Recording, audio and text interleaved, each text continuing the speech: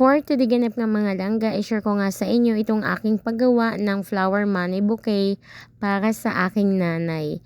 Para sa kanyang ika-60 birthday. Yes, mga langga, magsi-senior na nga ang aking nanay. Kaya pinag-ipunan ko talaga itong aking munting regalo para sa kanya. Dahil nga sa aking munting negosyo mga langga ay unti-unti nga akong nakaipon ng aking panregalo para sa birthday ng aking nanay. At ito na nga, gagawin na nga namin kasama ko rin ang aking partner sa paggawa ng flower money bouquet. Nagpatulong na nga ako sa inyong Kuya Laren dahil hindi nga ako marunong kung paano nga mag-design nito dahil first time ko nga itong gagawin mga langga. At kung nakikita nyo nga, ito lang ang ating mga gagamitin. Bali, pinandikit ko na nga yung tag 100 pesos bell sa stick.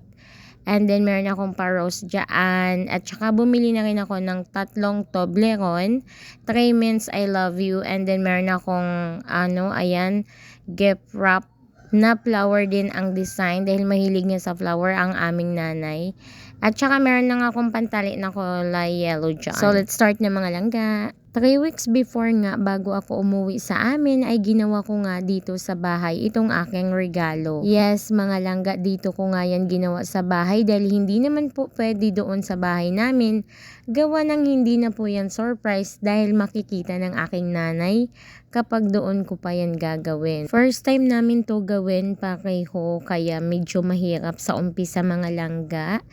Pero maganda din ang kinalabasan nito. Hindi ko nga sukat akalain na magagawa ko nga yung mga bagay na ganito mga langga. Siguro kung napasok pa rin ako sa company, baka hindi ko magagawa to. At dahil nga sa aming munting negosyo ay nakakapag-ipon ako kahit paano. Kaya ayan, meron tayong pangregalo para kay nanay. At thank you din syempre sa aking napaka-supportive na Diyosawa dahil tutulungan niya nga ako sa pag-design dyan. At habang ginagawa nga namin ito ay nagkukwentuhan nga kami.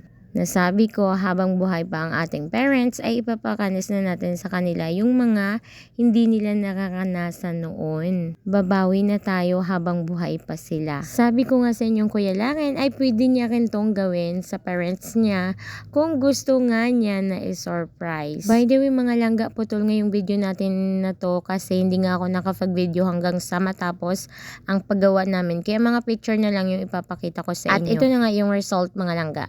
From this nga mga langga up to charan! This one. By the way, hindi pa nalagyan ng palda sa ilalim yung ating pa-flower money bouquet.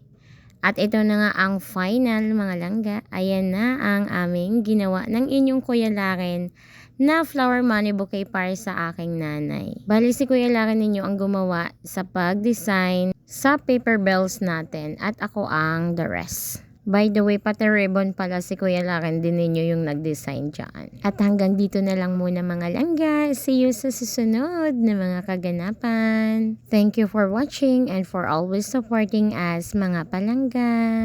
Hanggang sa muli. Bye!